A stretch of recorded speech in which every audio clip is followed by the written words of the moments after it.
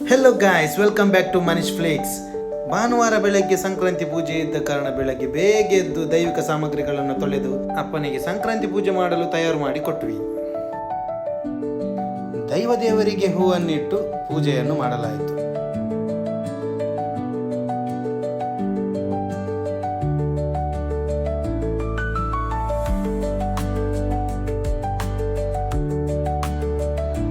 ಪೂಜೆ ಎಲ್ಲ ಮುಗಿಸಿ ಮುಖ ತಮ್ಮನ ಮನೆಗೆ ಹೊರಟೆ.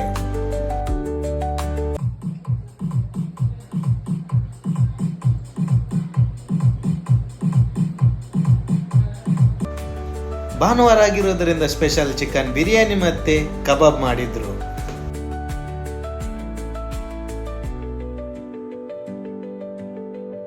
ಕೊನೆಗೆ ಊಟ ಎಲ್ಲ ಮುಗಿಸಿ ನರ್ತೆ ಹೆಗ್ಲಿಕ್ಕೆ ಹೋದ್ವಿ. ನನ್ನ ಮಗ ಅಂತೂ ತುಂಬಾ ಎಂಜಾಯ್ ಮಾಡ್ತಿದ್ದ.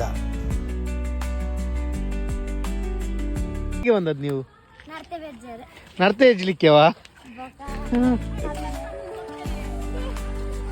ಒಬ್ಬ ನರ್ತೆ ನೋಡಿ ಫುಲ್ಲಾಗಿದೆ, ತೊಟ್ಟೆಯಲ್ಲಿ ಫುಲ್ಲಾಗಿದೆ.